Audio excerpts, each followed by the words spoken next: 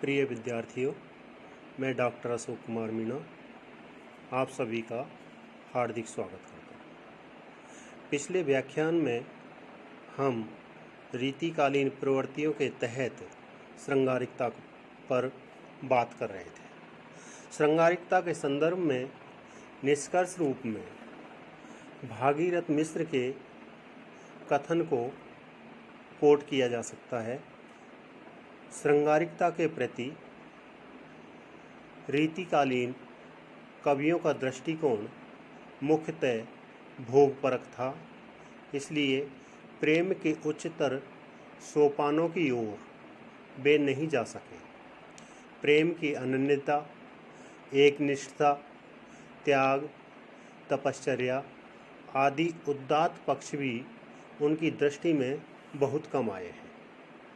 उनका विलासोन्मुख जीवन और दर्शन सामान्यतः प्रेम या श्रृंगार के बाह्य पक्ष, शारीरिक आकर्षण तक ही सीमित रहकर रूप को मादक बनाने वाले उपकरण ही जुटाता रहा। यह प्रवृत्ति नायिका भेद, नक्षिक वर्णन, ऋतु वर्णन, अलंकार निरूपण सभी जगह देखी जा सकती है। इस प्रकार हम रीतिकालीन श्रृंगार के बारे में समझ सकते हैं, परंतु यहाँ नगेंद्र जी का भी कथन उल्लेखनीय। वे कहते हैं कि हिंदी में रीति काव्य प्राय उपेक्षा का ही भागी रहा।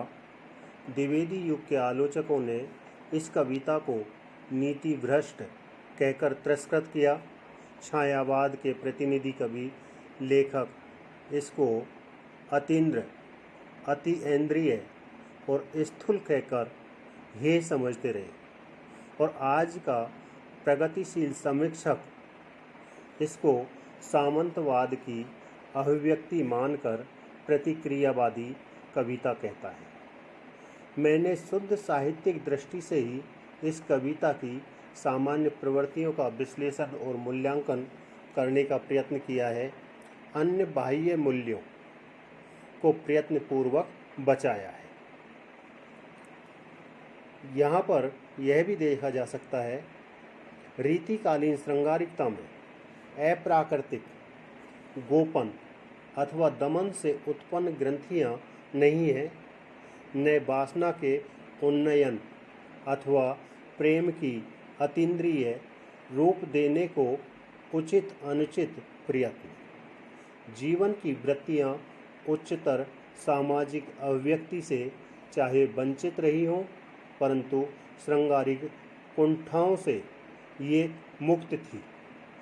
इसी कारण इस युग की श्रृंगारिकता में घुमड़न अथवा मानसिक छलना नहीं है। इसी संदर्भ में आचार्य रामचंद्र शुक्ल जी के विचार इस प्रकार हैं।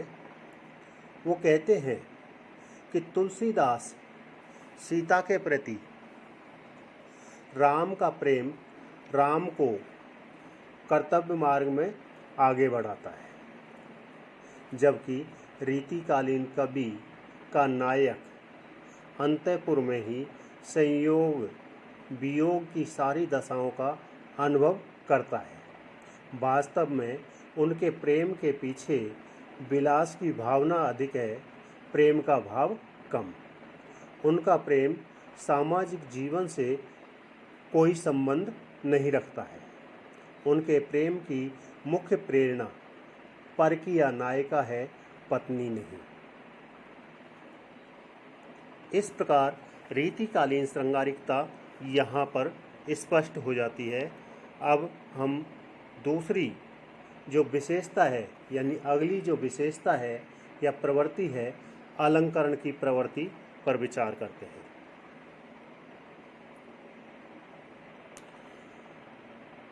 रीतिकालीन साहित्यकारों ने काव्य के क्षेत्र में आलंकारिकता प्रदर्शन तथा चमत्कारपूर्ण उक्तियों को अपने काव्य का मुख्य विषय बनाया। उन्होंने अलंकारों को कविता रूपी कामनी के लिए अनिवार्य घोषित किया। जैसे आचार्य केशवदास कहते हैं, यद्यपि सुजाति सुलक्षणी सुवर्ण सरस सुव्रत भूषण भिन्न विराजई कविता वनिता मित्र। अर्थात कविता तथा वनिता, कविता और स्त्री चाहे कितनी ही उच्च जाति की क्यों न हो, अच्छे लक्षणों वाली, सुवर्ण, रसीली तथा पुष्ट क्यों न हो, परंतु जब तक वे भूषण यानी अलंकार धारण नहीं करती तब तक शोभा नहीं पा सकती। इस प्रकार रीतिकालीन आलंकारिकता का उद्देश्य स्पष्ट हो जाता है।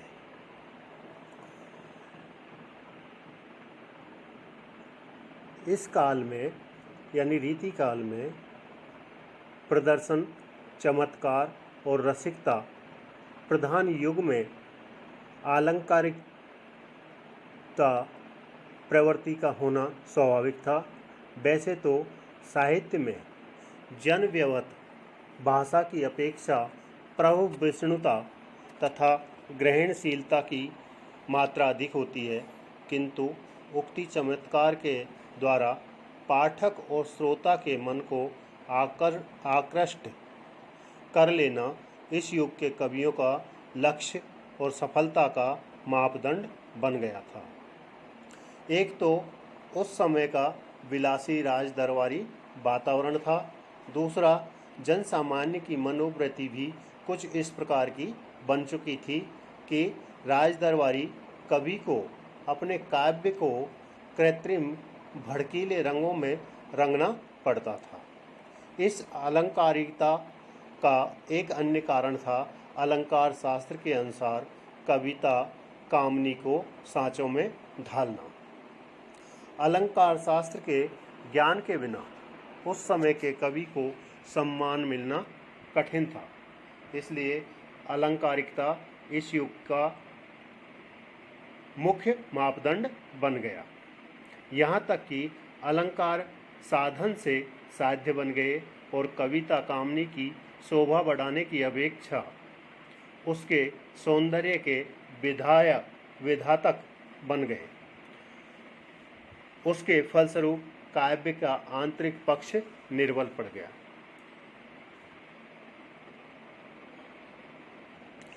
यहाँ पर यह उल्लेखनीय है कि कवि केशवदास ने कवि प्रिया,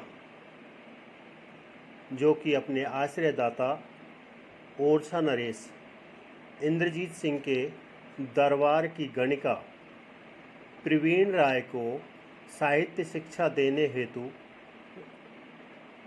इसकी रचना की, यानी कवि प्रिया की रचना की। और इसमें केशवदास ने लिखा है कि समुझे बाला बालकहु वर्णन पंथ अकाध, समुझे बाला बालकहु वर्णन पंथ अगाध, कवि प्रिया के सब करी क्षमियो कपि अपराध, यानी कवि प्रिया के सब करी क्षमियो कवि अपराध, यानी स्वयं केशवदास सामान्य जन के लिए लिखकर अपराध महसूस करते भी हैं। दूसरी तरफ यहाँ अलंकार के बारे में लिखते हैं, शब्द अर्थ रचना रुचिर अलंकार सो जान, भाव वेद गुण रूप ते प्रकट होत है आन। यह ऐसा गोप कवि रामचंद्र भूषण नामक ग्रंथ में लिखते हैं। दूसरी तरफ रसिक सुमति लिखते हैं, शब्द अर्थ की मित्रता, शब्द अर्थ की मित्रता विविध भांति की होए, अलंकार तासो कहत रसिक विविध कवि लोय, यानी शब्द अर्थ की चित्रता विविध भांति की होए, अलंकार तासो कहत रसिक विविध कवि लोय, यानी कवि लोय रसिक कवि है, वो ऐसा कहते हैं। इसी संदर्भ में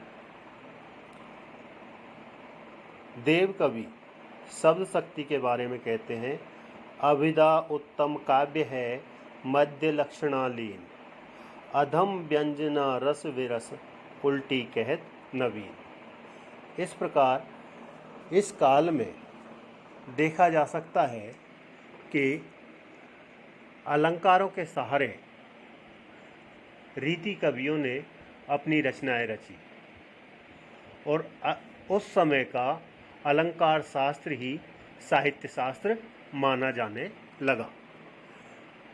इससे अगली प्रवृत्ति है भक्ति एवं लोक जीवन का चित्रण। यहाँ पर यह ध्यातव्य है कि रीति काल में घोर श्रृंगारिकता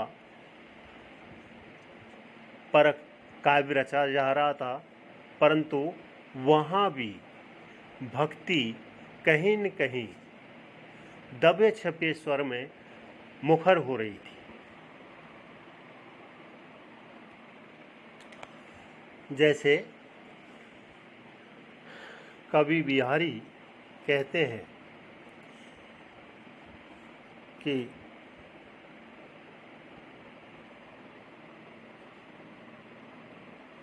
मेरी भव बाधा हरो राधा नागरी सोय, जातन की झाई परत शाम हरित दुत होय। तो इस प्रकार बिहारी भक्ति की कल्पना या भक्ति का पद्य भी वहाँ लिखते हैं, जबकि दूसरी तरफ जो इस काल की मुख्य स्थिति थी, यथार्थ जो स्थिति थी, उसका उल्लेख भिखारी दास करते हैं कि आगे के सुकवि रीजई हैं तो कविताई है, न तो राधिका कनाई सुमरन को बहानो है। कि यहाँ राधिका और कृष्ण का नाम लेकर कविता की जाती थी। अगर वह कविता राज दरबार में नाम नहीं पा सकी, लोगों की वाई नहीं पा सकी, तो उसमें कवि यानी राधिका और कन्हई का सुमरन ही समझ लेता है। इस प्रकार यहाँ की भक्ति थी। दूसरी तरफ दिज्यदेव कहते हैं, रसिक रीझई है जान तो हुए है कविताई सफल। अगर रसिक रीझ जाए तो कविता सफल जान लेनी चाहिए।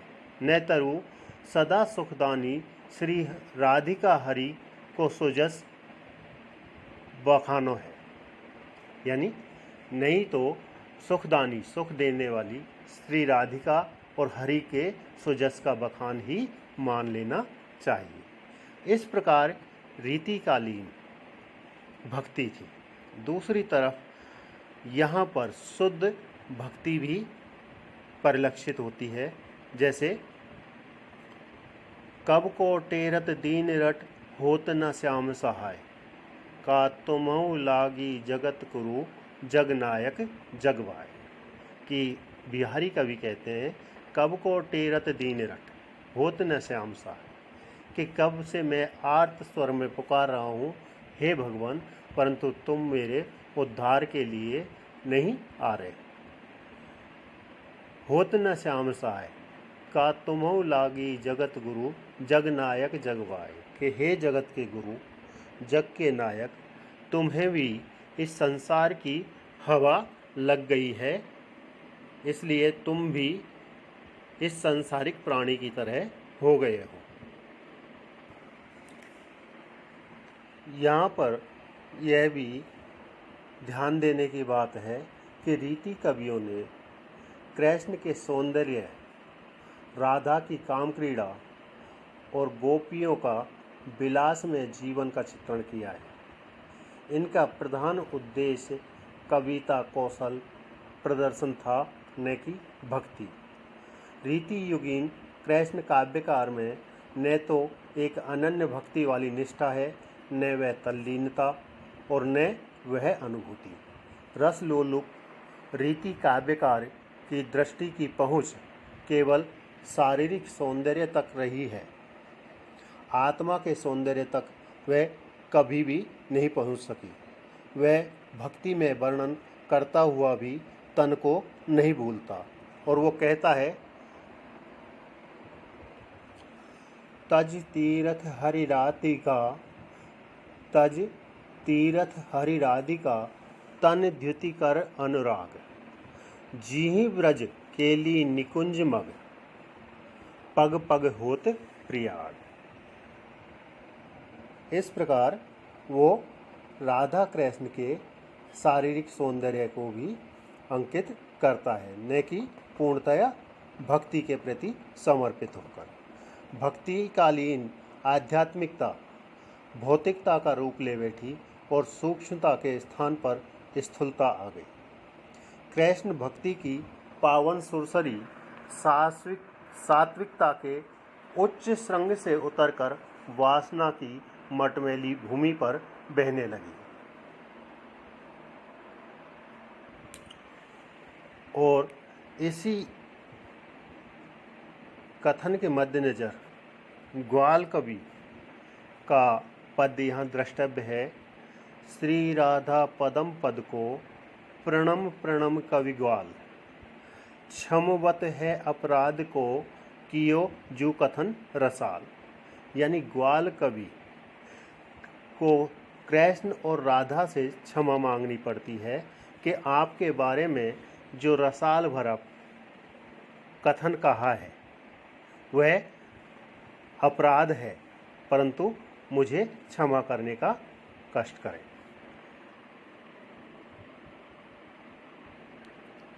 दूसरी तरफ लोकाचार या लोक जीवन या नीति परक जो पद्य हैं वो भी रीति काल में लिखे गए।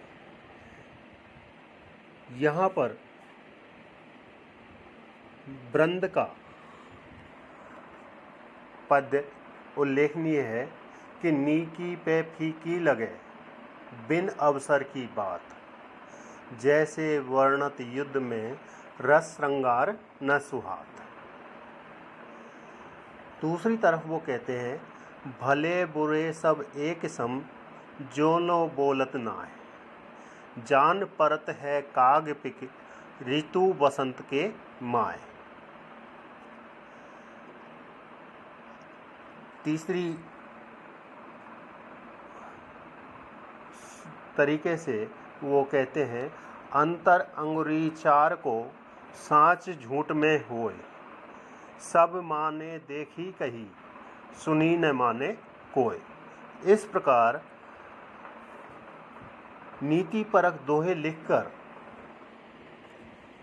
वृंद, बिहारी, गिरधर कविराय आदि कवि जन सामान्य को एक दिशा दे रहे थे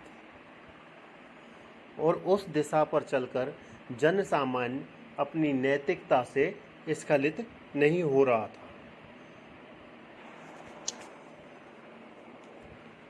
गिरधर कविराय कहते हैं कि लाठी में गुण बहुत हैं सदा राखिए संग, गहरे नद नाले पार करावे, जहाँ तहाँ बचावे अंग, तहाँ बचावे अंग, झपट कुत्ते को मारे, दुश्मन दावागीर होए ताहू को झारे। कहे गिरधर कविराय सुनो हुए धुर के बाठी, सभी हथियारन छोड़ हाथ में लीजे लाठी। दूसरा पद्य है, बिना विचारे जो करे सो पाछे पछताए, काम बिगारे आपनो जग में होत हसाए, जग में होत हसाए चित्त में चैन ना पावे, खान पान सम्मान चैन चित्त को ना आवे। कहे गिरधर कविराय जो करे बिना विचारे, खटकत है जिये माए, करे जो बिना विचारे।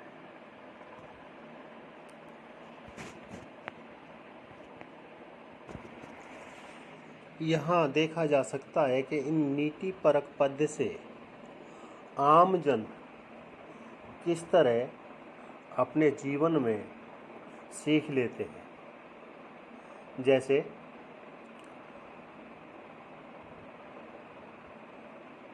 मांगत मांगत मान घटे, प्रीत घटे नित घर जाए से। ओछे के संगत बुद्धि घटे, क्रोध घटे मन के समझाए से। इसी प्रकार मूंड मुंडाए तीन गुण, सिर की मिट जाए खाज। खाने को लड्डू मिले, लोग कहें महाराज। एक अंतिम पद, जीवन में हो संतुलित धर्म अर्थ और काम।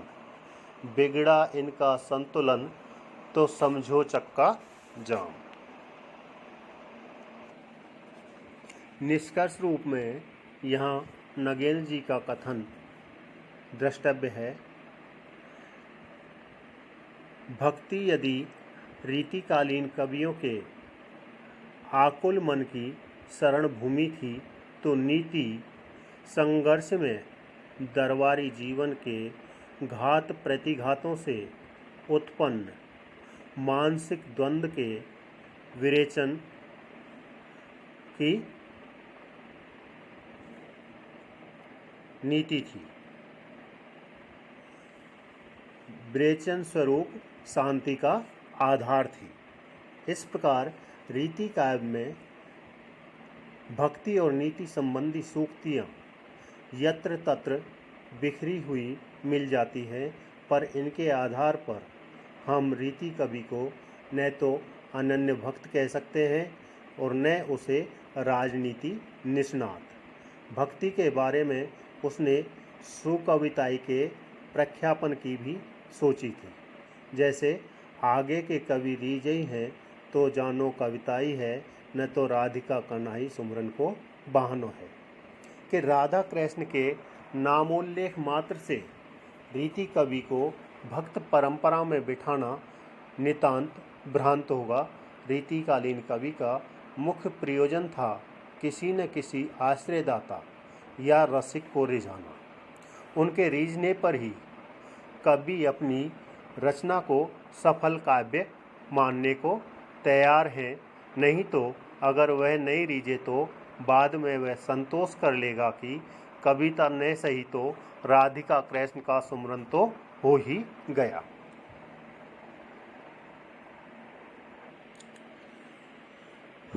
अगली प्रवृत्ति है मुक्तक काव्य शैली का प्रयोग। यानी यहाँ पर रीतिकालीन कवियों ने प्रबंध काव्य की अपेक्षा मुक्तक काव्य को प्राथमिकता दी। तत्कालीन आश्रयदाताओं को तुरंत प्रसन्न करने के लिए मुक्तक काव्य शैली की प्रवृत्ति खूब चली, क्योंकि मुक्तक काव्य चुने हुए फूलों का गुलदस्ता होता है। यानी आचार्य रामचंद्र शुक्ल ने प्रबंध काव्य के बारे में कहा है कि प्रबंध काव्य एक विस्तृत वनस्थली है, तो मुक्तक काव्य चुना हुआ गुलदस्ता। इसी संदर्भ में मैं आपको स्पष्ट करता चलूँ कि मुक्तक की अगर परिभाषा की जाए तो मुक्तक के संदर्भ में कहा जाता है पूर्वापर संबंध नहीं होता। यानी अनिबद्ध मुक्तकादि मुक्तकों को निबद्ध नहीं किया जा सकता। यानी उसका प्रत्येक पद्य अपने आप में स्वतंत्र होता है। उसको ना पिछली कथा की आवश्यकता होती है, ना आगे की कोई भूमिका बनानी पड़ती है। जो जैसा उस समय का वातावरण है, जैसी स्थिति है, उसके बारे में तुरंत ही वो पद्य लिख देते हैं। जैसे बिहारी कहते हैं,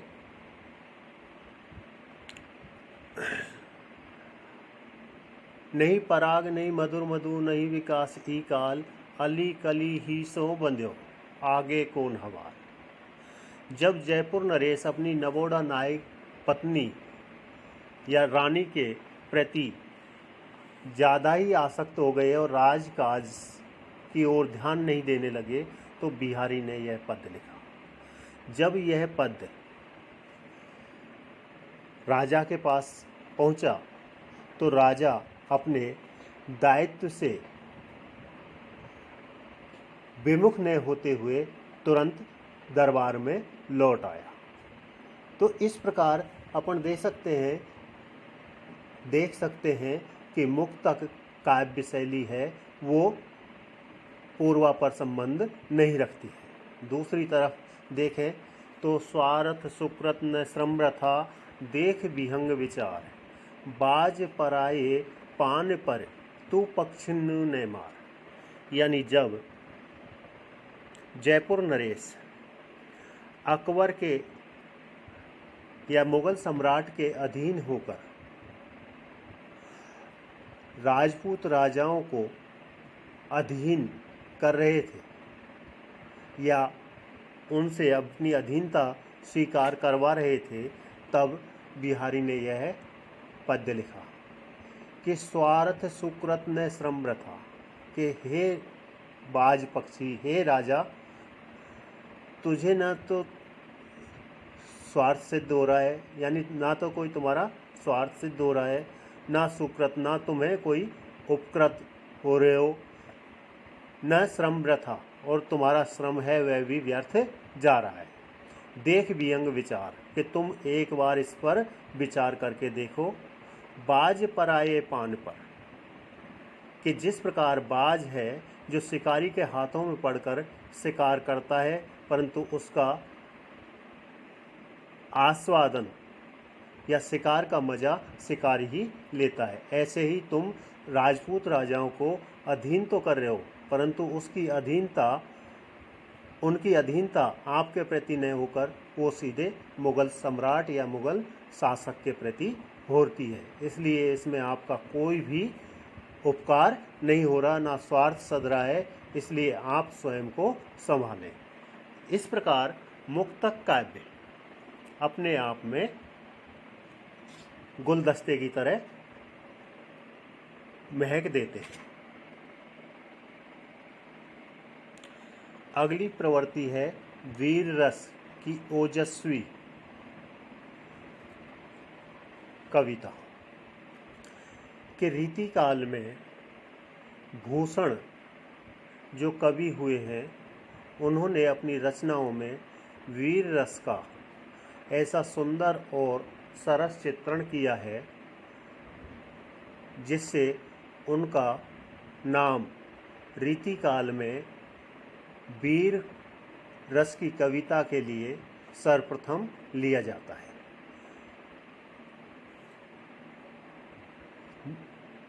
इनका पद्य प्रसिद्ध है।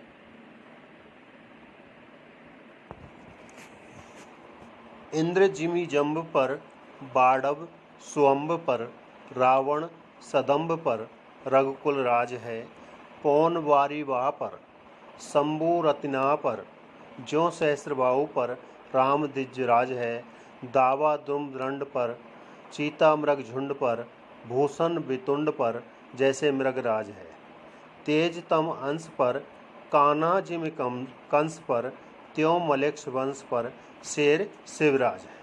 कि यहाँ पर शिवाजी के शौर्य की तुलना उन्होंने कृष्ण से, राम से, चीते से, शेर से आदि से की है। भूषण के काव्य में वीर रस के सभी अंगों का परिचय मिलता है। उसका उत्साह, स्थायी भाव उनके काव्य में सर्वत्र व्याप्त रहता है। हिंदी में वीर काव्य की रचना करने वाले कवियों में इनका सर्वोपरि स्थान है। इसी प्रकार महाराज शिवाजी और महाराज छत्रसाल दोनों की शरण स्थली में ये रहे, यानी दोनों के राज्याश्रय में ये रहे और इनके लिए ये दोनों ये कहते हैं, यानी कवि भूषण कहते हैं कि शिवा बखानो की बखानो छत्रसाल, के शिवाजी महाराज के बखान करूं या छत्रसाल जी की वीरता का बखान करूं। और यहाँ यह भी उल्लेखनीय है कि ये अपने राजा के इतने चहेते थे कि एक बार इनकी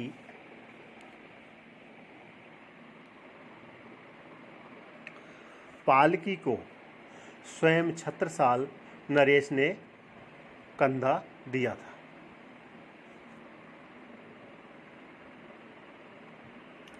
यह किसी कवि के लिए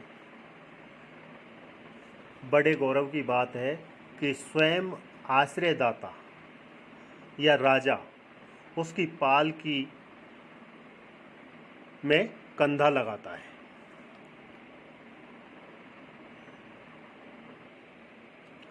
अगली प्रवृत्ति है नारी विषयक। श्रृंगारकालीन काव्य में नारी के रूप चित्रण को महत्व दिया गया था। उसे केवल भोग्या एवं भोग विलास का साधन ही माना गया। राज्याश्रित कवि भी अपनी कविता का केंद्र नारी का नक्शिक वर्णन मानते रहे। वे नारी के अंगों, विशेषतः कच्छ और कुच में ही उलझे रहे। सौंदर्य का नग्न चित्रण ही उन्हें प्रिय रहा। नारी के बाह्य रूप रंग को ही महत्व दिया जाता रहा।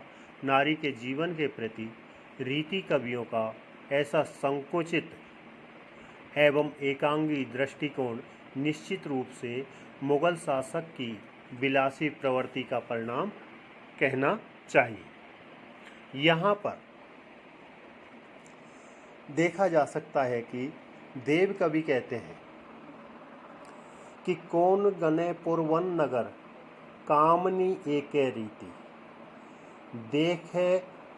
देखत हरे विवेक को चित्त हरे कर प्रीति। यानी कौन गने पुरवन नगर कामनी एके रीति, देखत हरे विवेक को चित्त हरे करे प्रीति। यानी कामनी का एक ही उद्देश्य रह गया था कि वो देखते ही विवेक को हर ले और चित्त को आकर्षित कर ले, यानी अपने प्रेम के जाल में या पास में आबद्ध कर ले। यहाँ पर श्रीधर जो कवि हैं वो कहते हैं, मानो रची छवि मूर्ति मोहिनी, मानो रची छवि मूर्ति मोहिनी, श्रीधर बखानत ऐसी नायिका। श्रीधर मोहिनी मूर्ति वाली छवि को ही अपने काव्य की नायिका बनाते थे। श्रृंगार काल में नायिका भेद निरूपण में भी कवि सर्वत्र रूपवती नायिका का ही वर्णन करता है। कहने का तात्पर्य यह है कि श्रृंगार काल में रूपवती नारी विलास का साधन है, जीवन का एक विश्राम स्थल है, जहाँ सभी प्रकार की दौड़ धूप से भ्रांत हो पुरुष नारी के मधुर अंचल में छाया में बैठकर अपने दुखों और पराभवों को भूल जाते हैं। श्रृंगारकालीन कवि नारी के सामाजिक रूप, गृहलक्ष्मी एवं मातृ रूप का निरीक्षण नहीं कर सका। वह तो परकीय नायिका के वर्णन में ही अधिक अनुराग प्रदर्शित करता रहा। विलास की साधन नारी के रूप सौंदर्य के प्रति कवि की आसक्ति को डॉक्टर हजारी प्रसाद द्विवेदी ने उनकी रुग्ण भावना का द्योतक माना है कि चमक तमक हासी शासक, लपक झपक लपटान, ऐजई रति सोरति मुक्ति और मुक्ति अतिहान। इस प्रकार हजारी प्रसाद द्विवेदी भी रीतिकालीन कवि के द्वारा नारी की जो वर्णन शैली है उसको रुग्ण भावना का प्रतीक मानते हैं। दूसरी तरफ रीतिबद्ध कवि देव कहते हैं, धार में धाय धसी निर्धार हुए, धार में धाय धसी निर्धार हुए, जाय फसी उक्सी न उधेरी, री गहराई गिरी गहरी, गर फेरी न घिरी नहीं घेरी। इस प्रकार राज्याश्रित कवि नारी के कुछ कटाक्ष के महीन से महीन विलासात्मक और रंगीले चित्र उतारकर स्वामी के गहरे मानसिक विषाद, मुगल शासन की निरंकुश सत्ता के समक्ष देशी रजवाड़ों के नरेशों का तेज आहत हो चुका था। यानी उनके मानसिक विषाद को दूर करने में प्रयत्नशील थे। उनके सामने नारी विलासनी प्रेमिका के रूप में ही दिखती थी।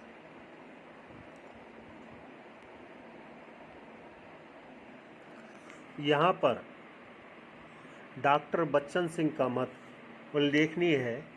वो कहते हैं कि रीतिबद्ध कवियों का प्रेम क्रीड़ापरक है, जबकि रीतिबद्ध कवियों का प्रेम पीड़ापरक।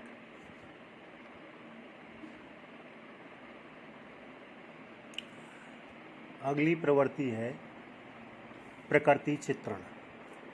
रीतिकालीन काव्य में कवियों ने अपनी रचनाओं में प्रकृति का चित्रण विशेष रूप से आलंबन रूप में किया है। संयोग श्रृंगार में सुखद तथा वियोग श्रृंगार में दुखद प्रकृति का चित्रण हुआ है। षड ऋतु वर्णन तथा 12 मासा चित्रण भी किया गया है। वियोग की अवस्था में प्रकृति के सुखद उपादान भी दुखद हो जाते हैं। ऐसे चित्रण बड़े ऊहात्मक भी हो गए हैं, क्योंकि चंद्रमा की चांदनी वियोगिनी नायिका के लिए कसाई का काम करती हुई दिखाई गई है। जैसे ऐरे मतिमंद चंद आवत तो न तो ही लाज, ऐरे मतिमंद चंद आवत न तो ही लाज, हुए कै दिजराज, काज करत कसाई के चंद्रमा को कसाई के समान कार्य करता हुआ बताया गया है। दूसरी तरफ चातक ने गावे, मोर शोर ने मचावे, घन घुमड़ ने छावे, जो लो लाल घर आवे ना। इस प्रकार रीतिकाल में प्रकृति का चित्रण किया गया है।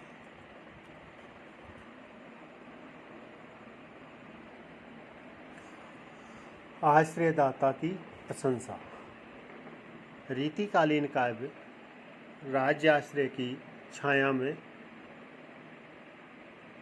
काव्य सर्जना करने वाले कवि अपने आश्रयदाता की जितनी अधिक अतिशयोक्तिपूर्ण प्रशंसा करते थे, उन्हें उतना ही सम्मान और वैभव प्राप्त होता था। कुछ कवियों ने आश्रयदाता के नाम पर ही काव्य ग्रंथ का नामकरण किया। जैसे भूषण के द्वारा लिखित शिवराज भूषण, शिवा भावनी, शिवा बावनी और छत्रसाल दशक। और कुछ कवियों ने सृजन में भी अपने आश्रयदाताओं की इच्छा को सर्वोपरि रखा। अपने आश्रयदाता को खरी खोटी सुनाने का साहस बहुत कम कवि जुटा पाए।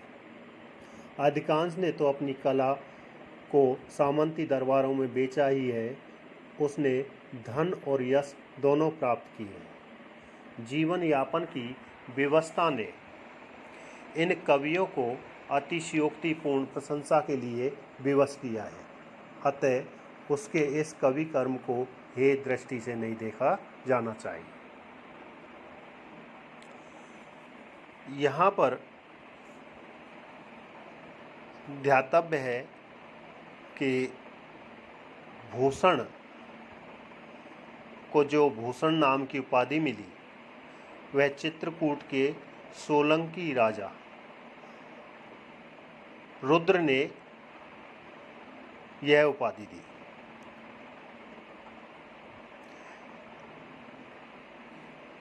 इनके अन्य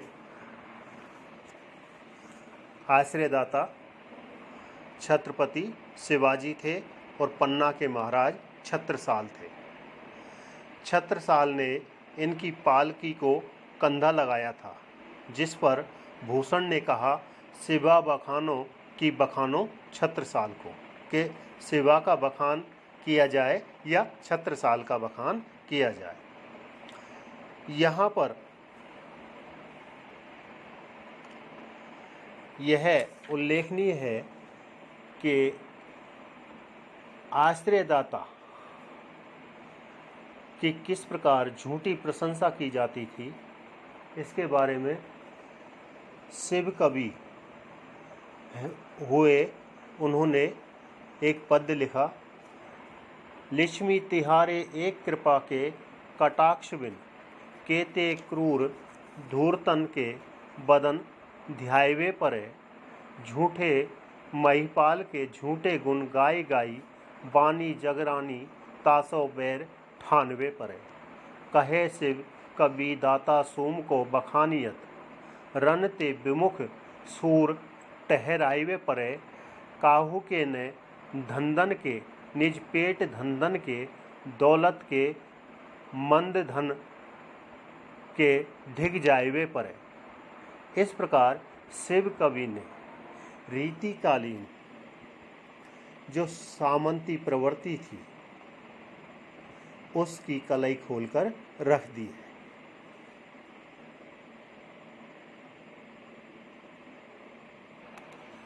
दूसरी तरफ यहाँ यह भी उल्लेखनीय है कि भक्तिकालीन कवि कुंभन दास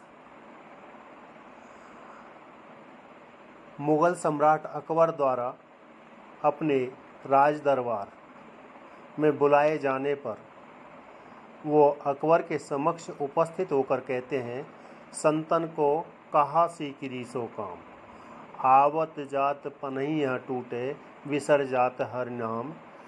जिनके देखे मुख दुख उपजत, तिनको करवो परे सलाम। यानी जिनके मुख देखने से दुख उपजता है उनको सलाम करना पड़ता है। इस प्रकार एक भक्तिकालीन कवि है वो राज आश्रय को ठुकराता है, परंतु रीतिकालीन कवि राज्य आश्रय के लिए भटकता रहता है।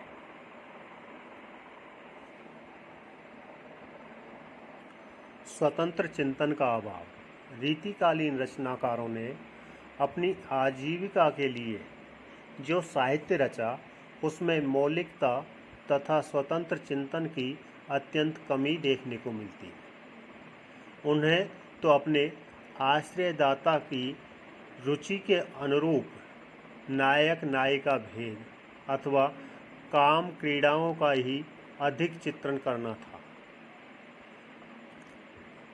इस प्रकार यहाँ पर स्वतंत्र चित्रण देखने को कम मिलता है। अगली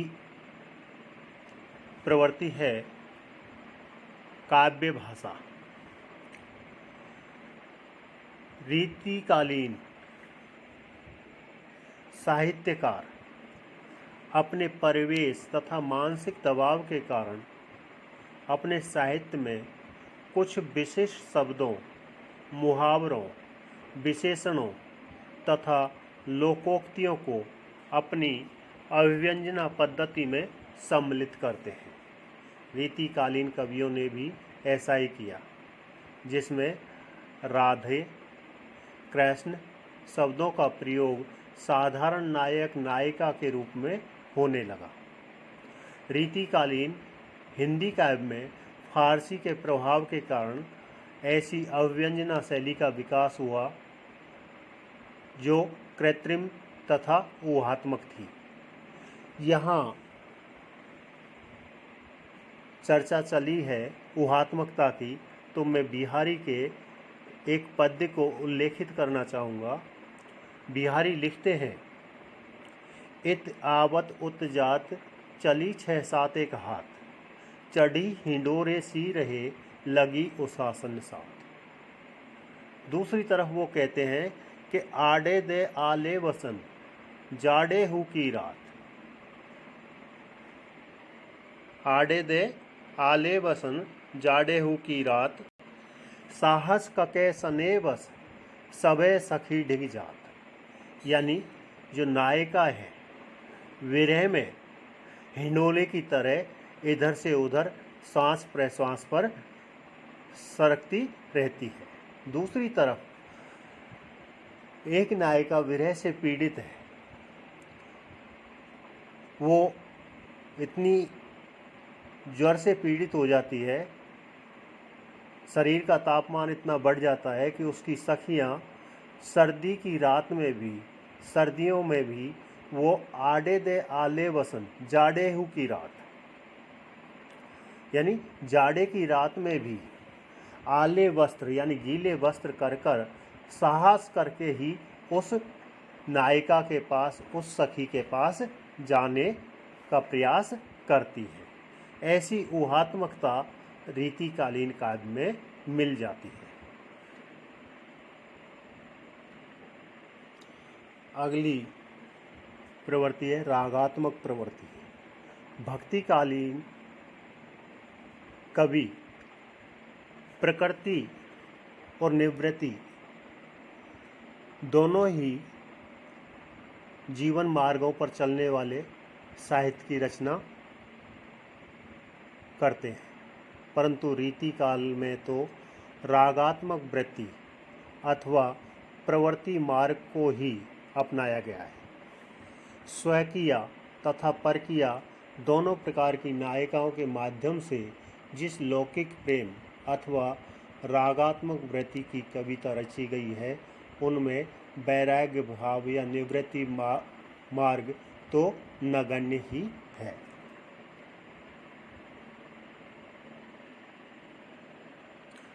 अगली प्रवृत्ति है ब्रज भाषा की प्रधानता। रीतिकालीन साहित्य की अधिकांश काव्य भाषा तो ब्रज ही रही, पर कुछ नीति साहित्य पंजाबी, कन्नौज, हरियाणवी तथा अवधी भाषा में भी रचा गया। भाषा की दृष्टि से रीतिकालीन हिंदी साहित्य में माधुर्य गुण की कोमलता अत्यंत आकर्षक है। लोग ब्रज को साहित्य के उच्च स्तर तक ही नहीं बल्कि उच्च शिखर तक पहुंचाने का कार्य हिंदी के रीतिकालीन कवियों ने किया, यानी ब्रज भाषा को सर्वोच्च स्थान रीतिकालीन कवियों ने ही दिलाया।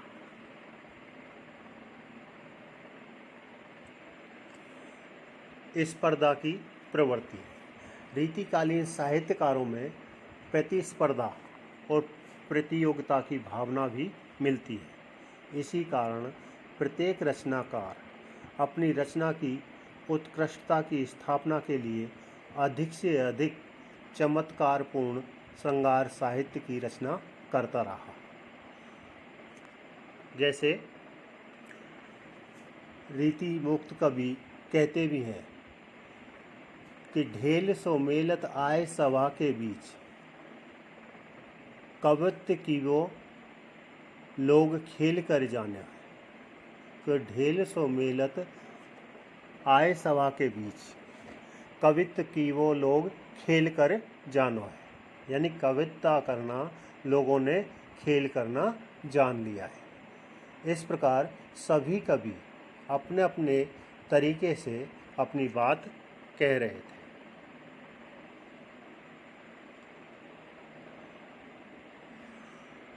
साहित्य की अनेकानेक प्रवृत्ति। रीतिकाल को भारतीय संस्कृति और साहित्य का पुनरुत्थान काल कहा गया है। इस युग में ज्ञान का क्षेत्र अनेक दिशाओं में विस्तृत था। रीतिकालीन आचार्य एवं कवि को अनेक विषयों का विद्वान होना जरूरी था। उसे ज्योतिष, हस्त विद्या, सामुद्रिक, कामशास्त्र, अंक विद्या, संगीत शास्त्र, चित्रकला आदि का पूर्ण ज्ञाता होना चाहिए था। इस दृष्टि से तो रीतिकालीन हिंदी साहित्य में अनेक कलाओं को पुनः स्थापित किया गया है। जैसे वो कहते हैं, तिये लीलार बेंदी दिए अंक 10 गुणों होत।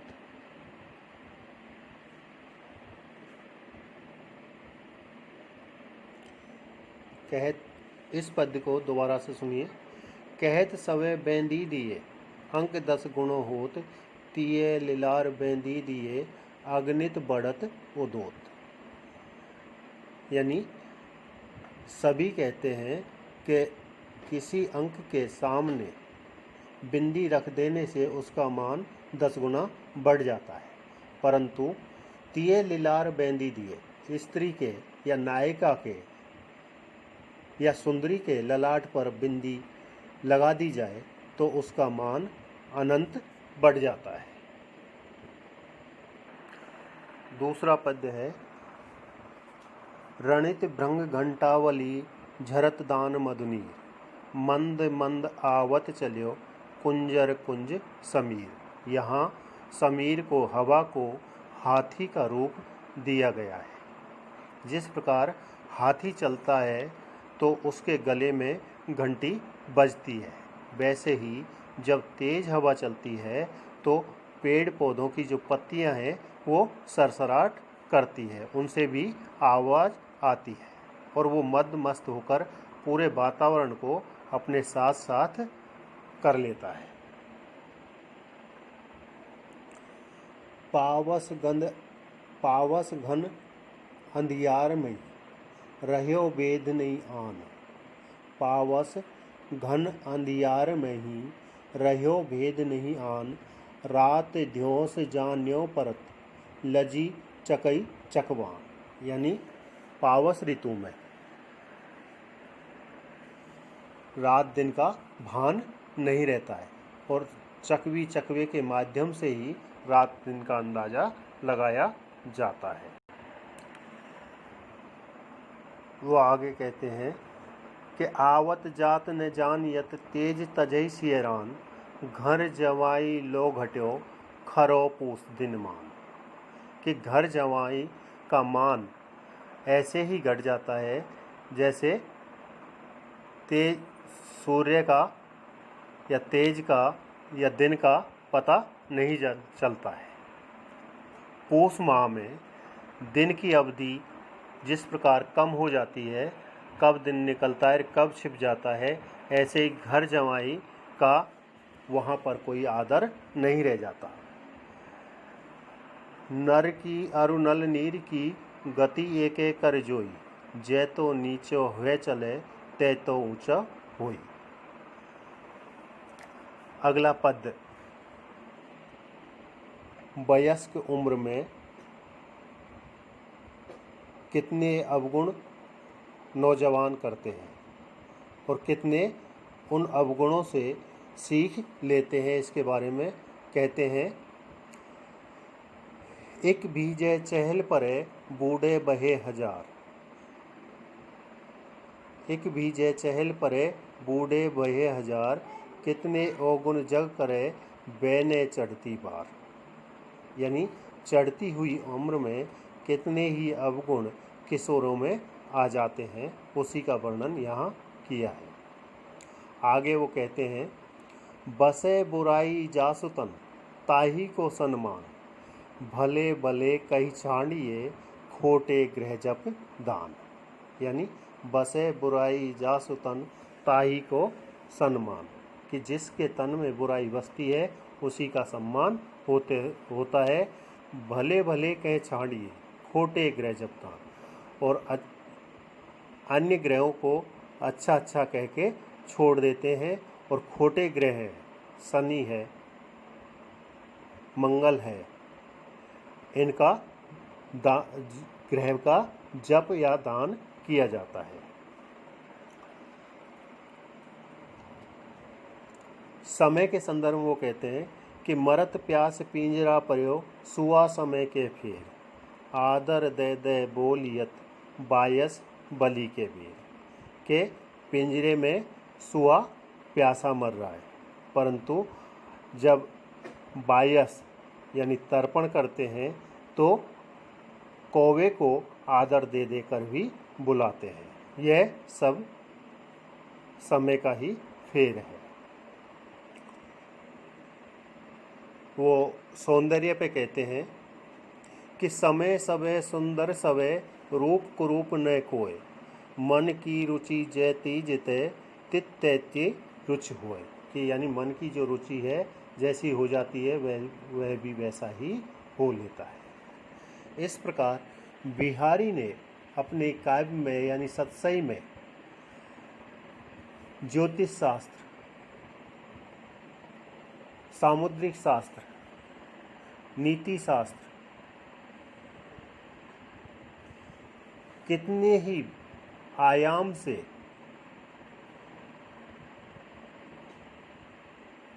चित्रण किया है, वर्णन किया है, जिससे इनकी सतसई के बारे में कहा जाता है,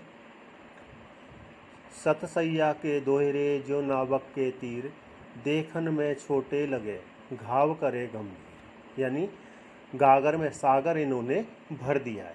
और इनके बारे में सतसई के बारे में कहा भी जाता है, करी बिहारी सतसई भरी अनेकन स्वाद। और ये इसमें अनेकों स्वाद भरे हुए हैं, यानी अनेकों प्रकार के दोहे इसमें संकलित हैं। इस प्रकार रीतिकालीन काव्य की प्रवृत्तियाँ यहाँ पर पूर्ण होती हैं। आभार, धन्यवाद।